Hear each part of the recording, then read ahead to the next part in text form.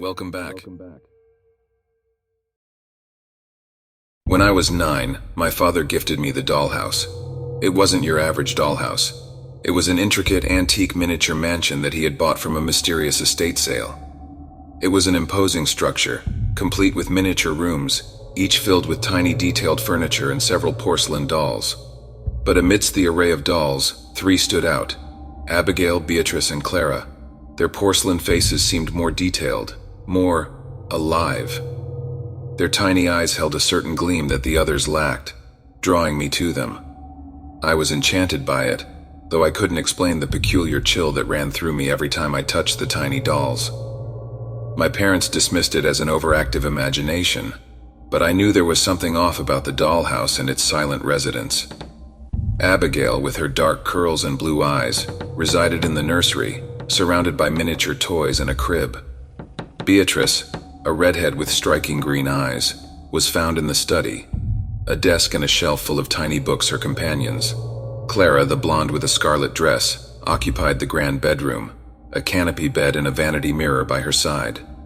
The rest of the dolls, though as meticulously crafted, never quite stirred the same fascination. They felt like mere dolls, whereas Abigail, Beatrice, and Clara, they felt like they were more than that. And yet there was something else that set the 3 apart. Occasionally I would find them outside their respective rooms, or notice the furniture around them rearranged. It was an eerie detail that both intrigued and frightened me, especially since the other dolls always remained static, never moving from their designated spots. One night I was awakened by hushed whispers, barely audible. I found the source to be the dollhouse. As I leaned in, the whispers became clearer. It was the voices of 3 little girls discussing something. "Time to play," Abigail's voice giggled from the nursery. One evening, Beatrice was found in the study, but this time one of the tiny books was opened before her. It was a story of 3 sisters turned into dolls by a vengeful witch, trapped forever in their doll forms. As I read the tale, my gaze drifted towards the other dolls. Their static poses and blank expressions were a stark contrast to Abigail, Beatrice, and Clara's lifelike demeanors. A chilling realization washed over me: the whispers, the movement, the story. Abigail, Beatrice, and Clara were the trapped sisters. One stormy night, I awoke to the sound of tiny footsteps. I tiptoed to the room where the dollhouse was, and what I saw filled me with terror. The dolls were out of the house, moving around, their tiny porcelain faces twisted into monstrous grimaces. "Play with us," Clara's voice echoed in the room, her eyes glowing ominously. Fear surged through me and I raced from the room, a scream caught in my throat. My parents found me huddled in the hallway, my eyes wide and my body trembling. I pointed a shaking finger towards the room, towards the dollhouse. When they looked inside, the dolls were back inside the house, seemingly innocent and inanimate. There were no whispers, no glowing eyes, no signs of the terror I had witnessed. They dismissed it as an overactive imagination, but I knew what I had seen.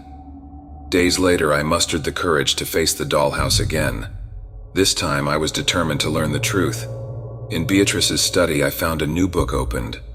It was the story of the 3 sisters and the witch who had cursed them. They were innocent once, daughters of a powerful witch. But when their mother refused to grant a vengeful spirit her wish, the spirit turned the sisters into dolls. The only way to break the curse was a show of selfless love, it said. Days turned into weeks as I spent countless hours reading to the dolls, sharing my stories, my dreams, my fears, treating them as my sisters. A strange feeling of connection grew between us, no longer fear, but a sense of understanding and empathy. I found myself talking to them, apologizing for my initial terror, for my ignorance. One stormy night, I woke up to the familiar whispers, but this time there was no fear. I walked towards the room, the dollhouse lit by the flashes of lightning. Abigail, Beatrice, and Clara were out of the house, standing in a circle. As I entered, they turned towards me, their glass eyes no longer monstrous, but filled with a silent plea. "Help us," they whispered, their words seeming to travel through space and time directly into my mind. Their doll mouths never moved.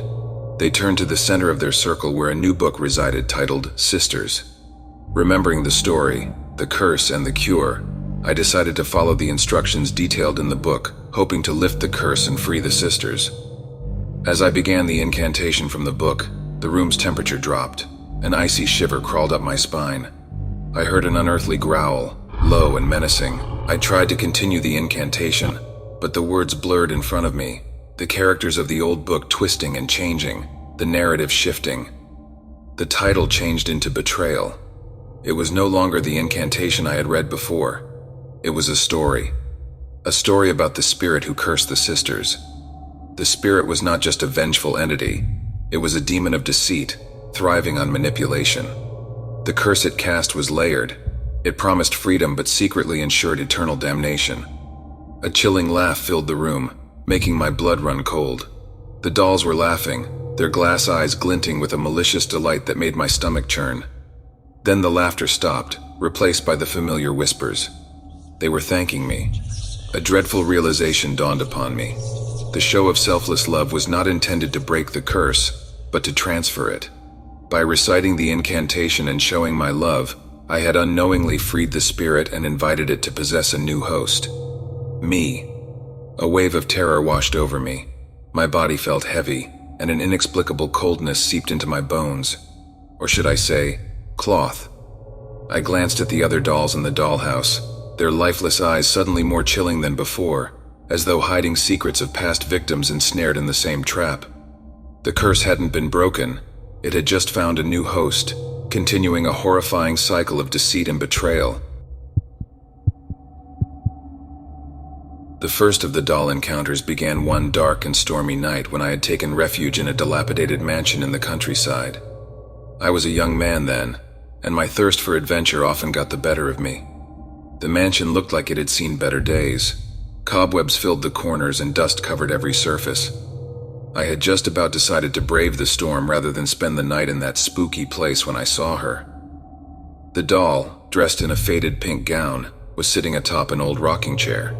Despite the wear and tear, her porcelain skin was intact, and her painted blue eyes seemed almost lifelike.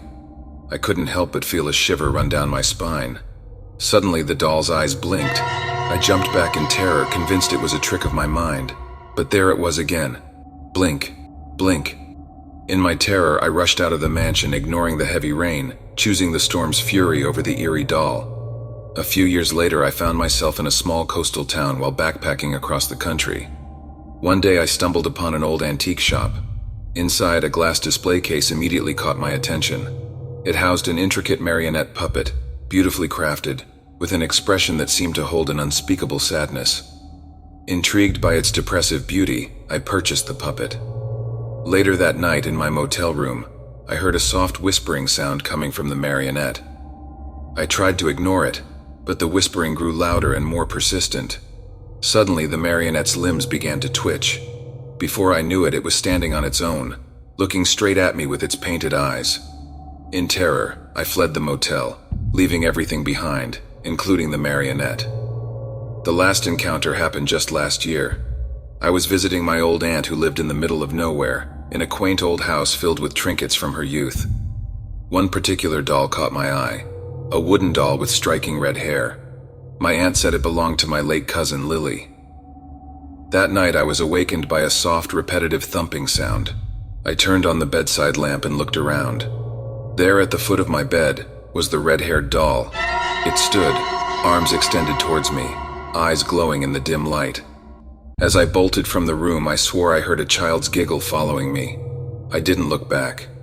Since then, I've avoided dolls. Their still, silent forms and lifelike eyes always seem to hold something much more sinister beneath the surface. I'm convinced those dolls were haunted, their spirits tethered to this world by an unseen force. They are a chilling reminder of a hidden world that thrives in the shadows. Remember, the next time you see a doll, look away. For all you know, it might just be looking back. As a child, my grandmother would always warn me about Madame Evelyn, the eccentric old woman who lived at the end of our street. She was known for her vast collection of dolls, each one stranger and more unique than the last. One hot summer day, out of sheer curiosity and a thirst for adventure, I decided to visit Madame Evelyn. She was peculiar but kind, and she graciously showed me her beloved collection. As I scanned the room, one doll caught my eye. It was different from the rest. Its human-like eyes seemed to follow me around the room. I moved closer to examine it. Suddenly it blinked. I let out a scream and backed away, but Madame Evelyn just laughed and said it was simply an antique feature. But something in her eyes told me there was more to the story. That night, as I lay in bed, I could still feel the doll's eyes on me. I tossed and turned, but sleep eluded me. When I finally drifted off, I was awakened by the sound of tiny footsteps. Fear gripped me as I turned on my bedside lamp. To my horror, standing at the foot of my bed was the same doll from Madame Evelyn's collection. I blinked, rubbed my eyes, but the doll remained. It slowly raised a porcelain hand and waved at me. Overwhelmed with fear, I bolted outside. I spent the night at a friend's house, leaving the doll in my room. The next day when I returned, the doll was gone. Days turned into weeks with no sight of the doll. Then one day, as I crossed paths with Madame Evelyn, she turned her gaze towards me. The words she spoke still echo in my nightmares to this day. "It says it likes you."